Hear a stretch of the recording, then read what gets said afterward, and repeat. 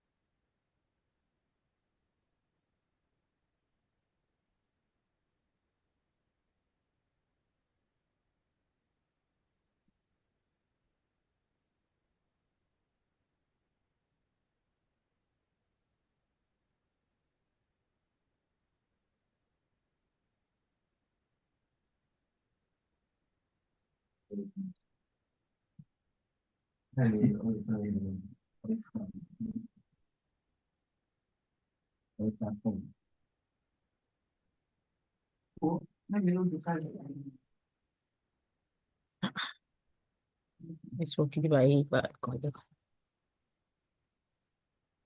Okay, I think we can start now. We can start now. So I hope you can hear me clearly. I need your response in the chat box, please. Remember, you are to be muted. You should mute yourself, please. Mute yourself. Okay, so I'm trying to redirect to YouTube. So I will get the link across to you. So, like I said earlier,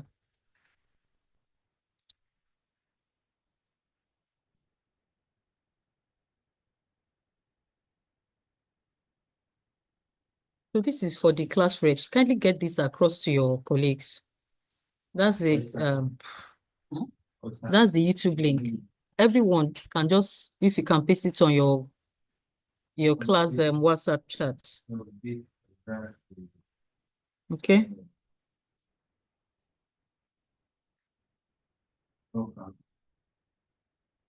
So what we are doing today is on law of agency.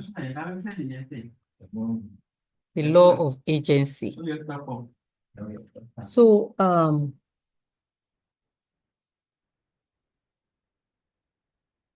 generally, you will know in today's world, you cannot do everything all by yourself. At some point, you always need someone to be of assistance, someone to help you here and there to fulfill some things. And that's where the law of agency comes in.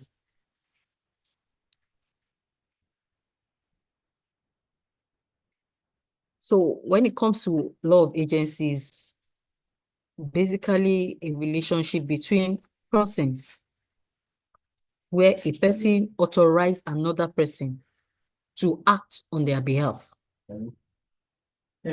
So mostly we call these people, we say the person who gives the authority is the principal, and the person who receives that authority is regarded and referred to as an agent. So this relationship is guarded by consensual agreements. So what we mean in essence is that they both must consent to it. It's not done without having consent of the other party in it. Although as time goes by, we would get to understand and get to know that there are times that agency is created, even in the absence of another.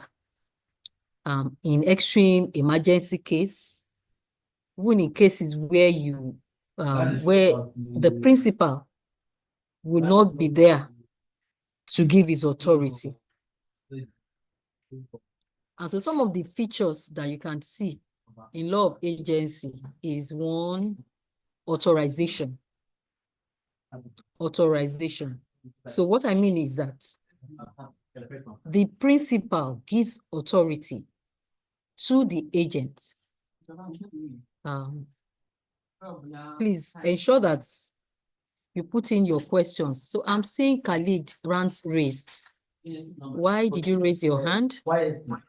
Sorry, ma. Good You want me afternoon, to ma. display my slide, not now. Yes, ma. Okay, ma. Yeah, afternoon, please. You called, you wanted to say something. You've already addressed it, ma. No problem, ma. No problem, ma. No problem.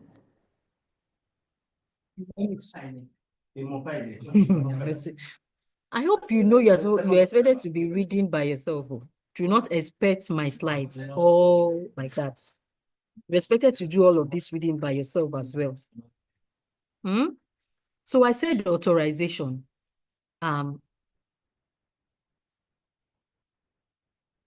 Okay. Okay.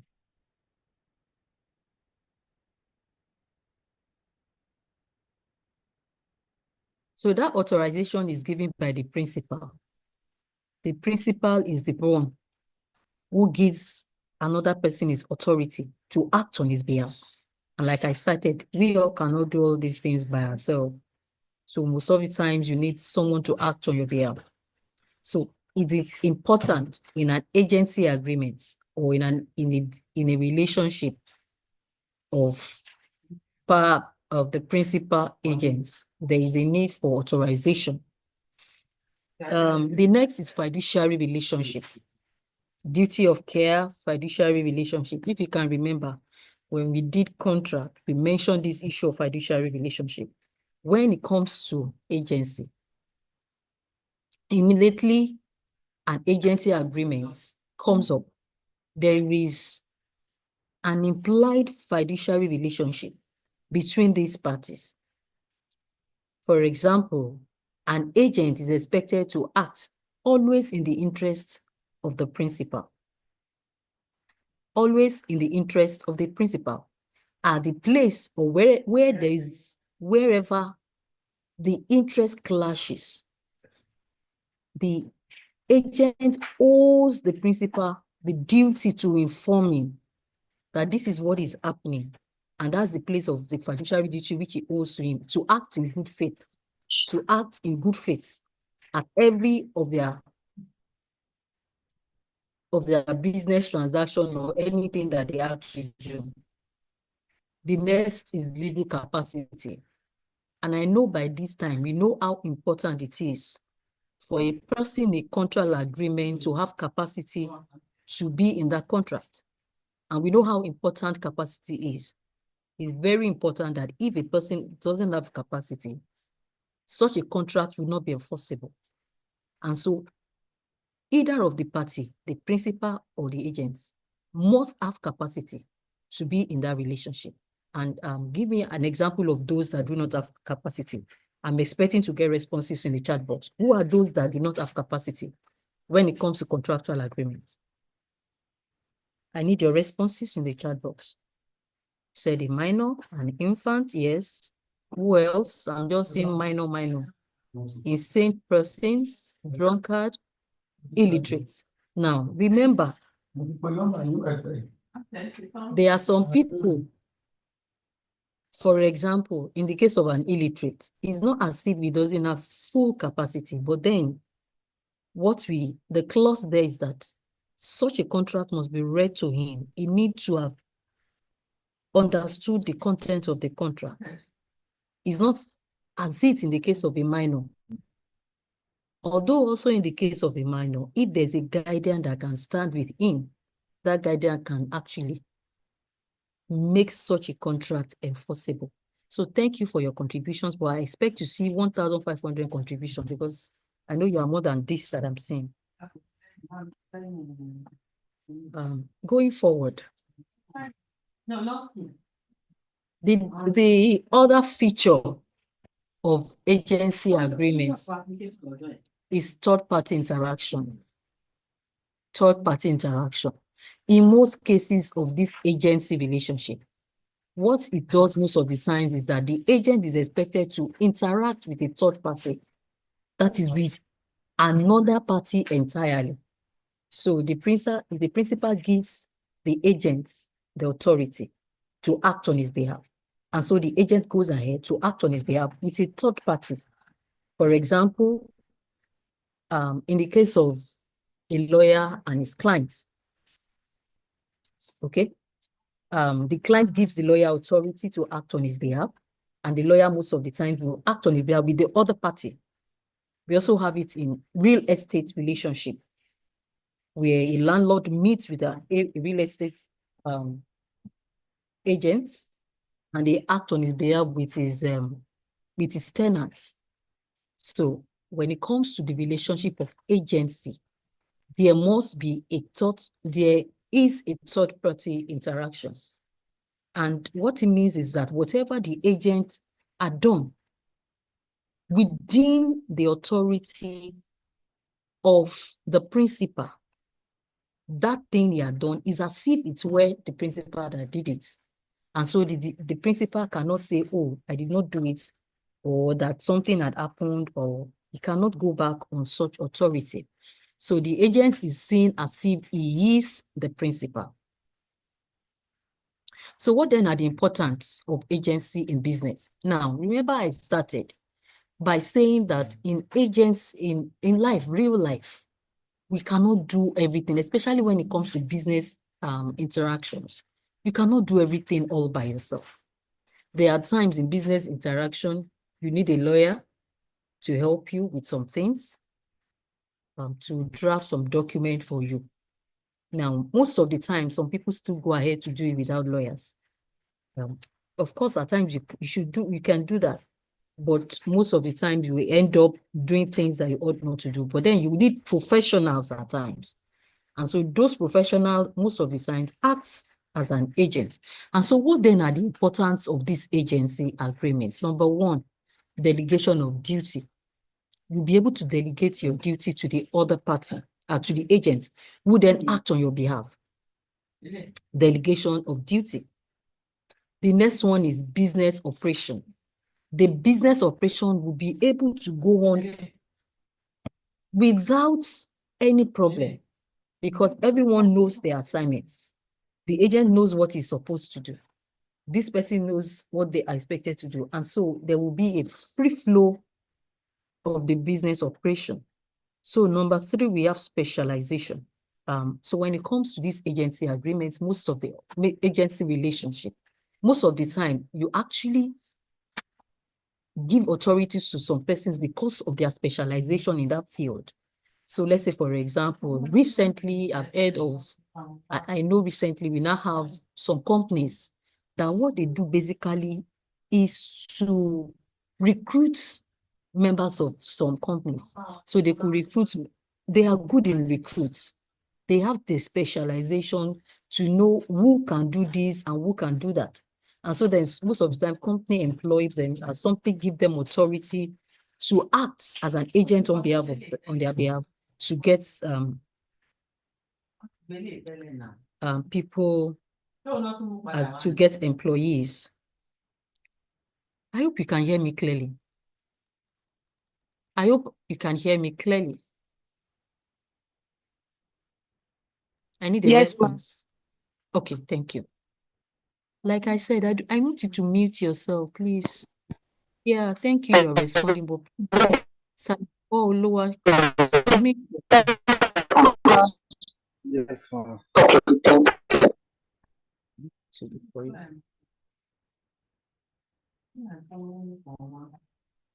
Okay.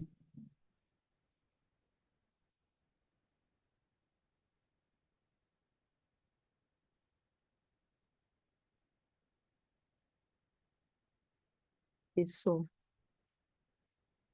the next thing is representation.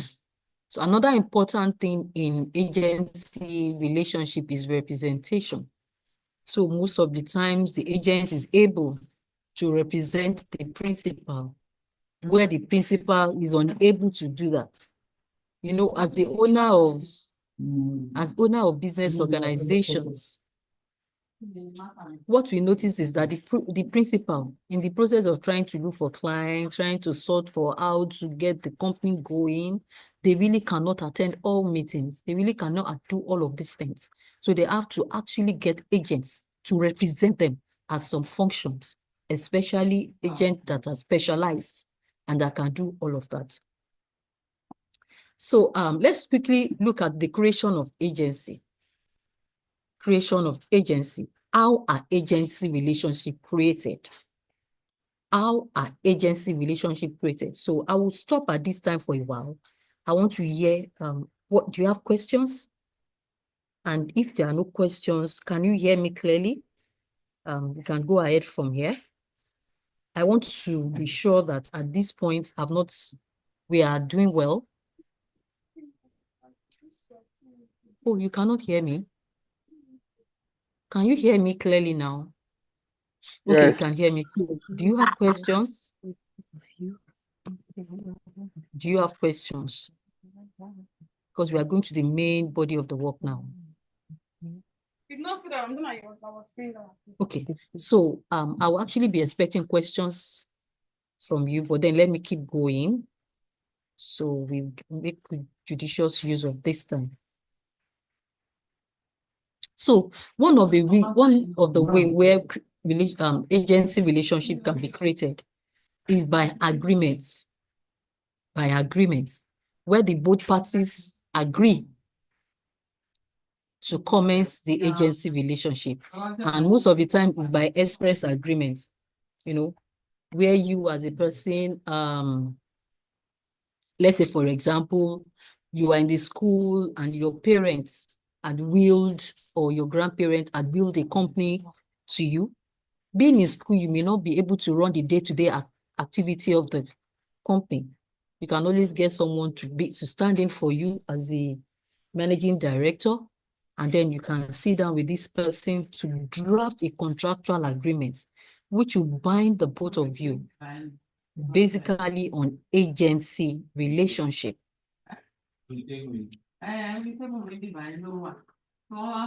Okay, so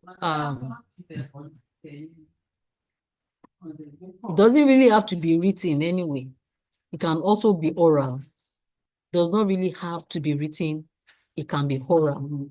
So that is one. Number two, we have agency by implication.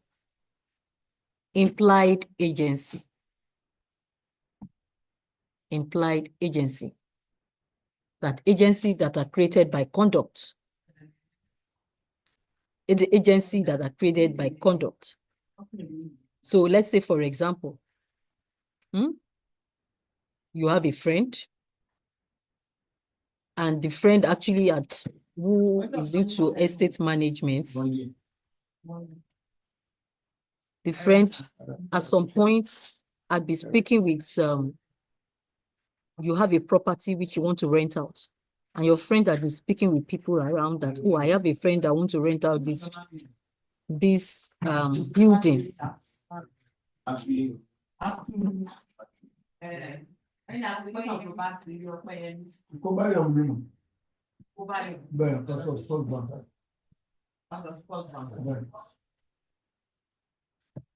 And that's after you are there, you met with this, your friend has actually been doing the work. You didn't do anything. You didn't say anything, By implication, you are giving that person the authority to do it. He even went ahead and told you, I have gotten this person for you. You said it's okay. How much is he going to pay as the rent? And you are okay with the rent. If that person brings in the new tenant and collected their money, gave the money to you, by implication, even if you hadn't given them an express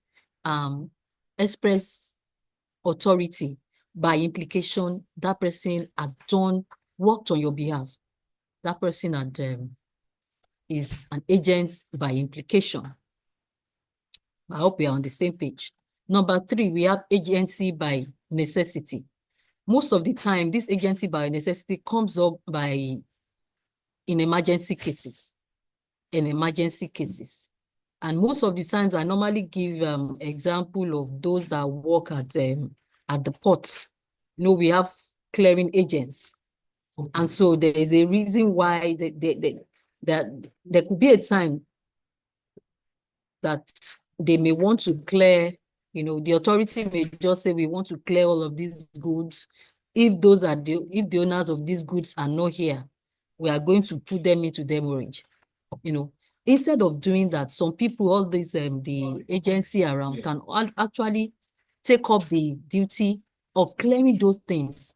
And if they are able to clear it, actually they did it by emergency, because if they hadn't cleared it, those things would have been it would have been moved to demurrage, or it should have been moved to a place where the owner may not be able to get it. So let's assume they know the owners. When the owners come, most of the times, the owner would even be happy that they've done that on their behalf. And that is one agent created by necessity. Another way where another means of creating a agency is by ratification. Agency by ratification. And that's, for example, giving the instance of the clearing agent. After that clearing agent had cleared those items, you still need to ratify that action. And so immediately that action is ratified, you saying, oh, I'm okay with what you have done. Thank you very much for doing it. Can you send me your bill? You have ratified that action. And of course, that action will be taken. That action of yours will be taken as if you have given the authority and that the agency relationship has commenced strictly. Also, there's another way of creating agency relationship is by estoppel. Agency by estoppel. So I want you to please tell me, what do we mean by estoppel? I remember, we have done this in contracts. So I'm expecting to see a lot of responses. Agency by estoppel. So what is estoppel? What do we mean when we say estoppel? Spoken word. You have not finished it. So Titi, you said spoken word. What do you mean? Estoppel. We did it in contracts. We mentioned estoppel at some point. What do we mean when we say somebody's action has been estopped? Estoppel.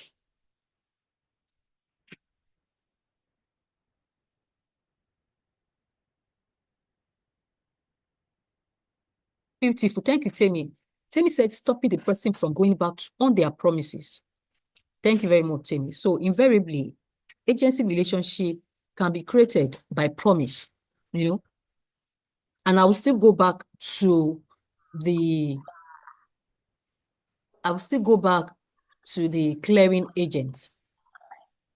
When the clearing agent, let's say, for example, that clearing agent had done that thing, they have done it, cleared the goods out from the pot. And the owner of the good came there and said, oh, that is good, thank you for doing that. I'm going to send your money to you, By estoppel means immediately you give that promise, you cannot go back on that promise. You have given your word. You have promised this person. Although that person's action, you didn't give them actual authority before they went ahead, but they did it out of necessity, and you have promised them to give them the money. You cannot go back on your promise. That is agency created by estoppel. Agency created by estoppel. So I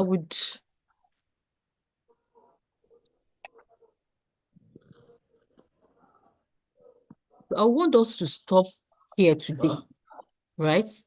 Let's stop here today, and I would like to take questions. Are there questions that can be fully ready next week? What questions do we have? Do you have questions? We can have a oral. You can talk to me orally. What's the difference between agents by estoppel and agents by necessity? So by necessity is emergency. An agent acted for another person out of emergency. That is by necessity. But estoppel means you promise somebody that, oh, with what you have done, thank you for doing that, I'm going to pay you. Although that person's action was not done by you. It's not as if you gave them the authority. They went to do it.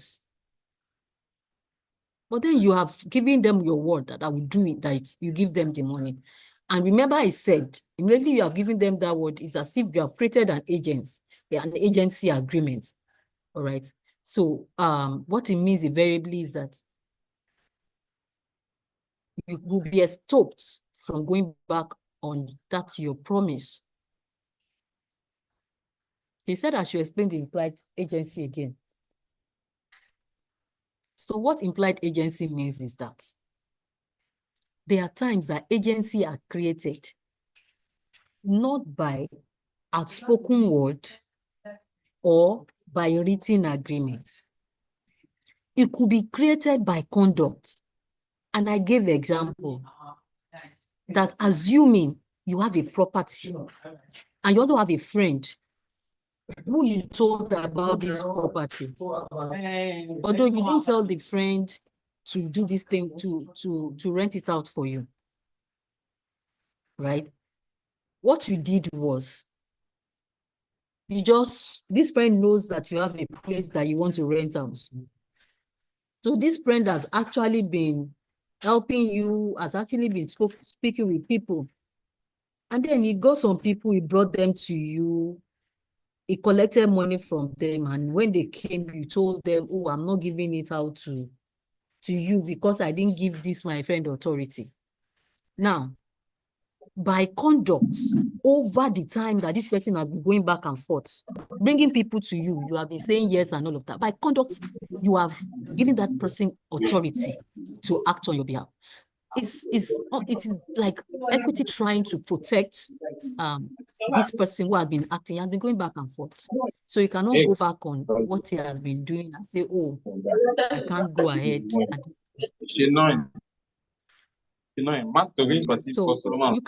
you can have people raise up their hands if there are questions you also want to ask. Hello. So someone said by estoppel. What's the difference between agency by estoppel or by implied? Implied agency, you really don't have to tell them anything. Okay? It's by conduct. By conduct, by the things you have been doing, by your actions. By what you have been doing, you have been affirming all of the things they've been doing. So the law is saying that if you have been affirming by conduct, you cannot go back on that. We would like now to do some work now. So the one which is by estoppel is that you gave your word. No, you have promised. You cannot go back on your promise. Okay? So let's keep going. What else? There are no hands raised. There are no hands raised. And in our YouTube, we only have 60 people watching on the YouTube. Okay? I hope you know that's not very good. It's better to be. So I think at this point, we can call it a day. So Miriam said we should go on an agency by ratification. What agency by ratification means is that I told you, let's say for example, I started with agency by necessity. And under agency by necessity, it mostly comes up on emergency situation. And I give example of these clearing agents at ports. And there's an instance where the port authority wants to put all the things at the ports, maybe at a section. They want to put them in demurrage. They want to seize them.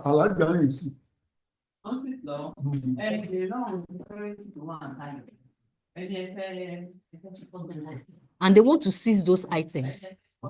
And there's the claiming agency in that environment at that time. And the person, because they know the owner of those items, quickly tried or quickly helped the person clear those items out with their money. By so doing, they did it out of emergency, although they were not given authority to so do, but they went ahead to do it by emergency, right? So most of the time, agency by necessity comes off out of emergency.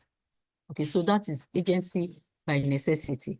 So if the owner of those items now come back and notice that or detected or was told that it has been cleared by the agent who did it even out of emergency, he is expected to rectify that thing. And he rectifies it by giving his go-ahead, by saying, oh, thank you, you have done this. You can give me your bill. You know, by so doing, he has rectified it. Ratification means he has okayed the action of the person. He has accepted. He has to accept it under the law. He is expected to accept it under the law. Although the fact that that thing had worked for that person had worked under emergency, even if he didn't ratify, the person is able to sue him to court. The court most of the times normally grant such application or the case of the person who had sued the agent by necessity, because what he did was to help him. He had helped during emergency. And so the court will uphold such cases, although you have to prove, the person had to prove the emergency situation that warrants him to act on behalf of the owner of the item, now the principal. Okay, so I think at this time, there are no hands raised. And let's check if we have questions here.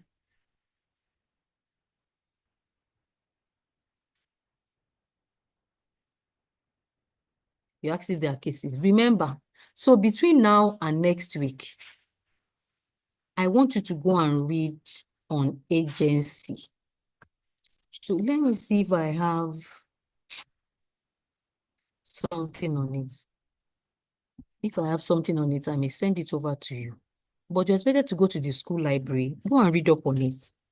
They also can make photocopies for you. You know, go to the law library section and go and get the textbook that we actually had told you to go get. It's there. You can go and get it. And there are a lot of cases, right, that you can use as so before next week, I expect you to go and do all of that. And so we meet next week, God willing.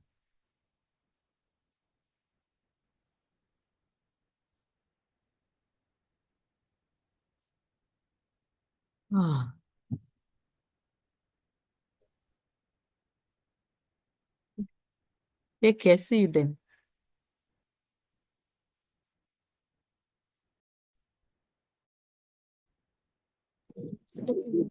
Hold on.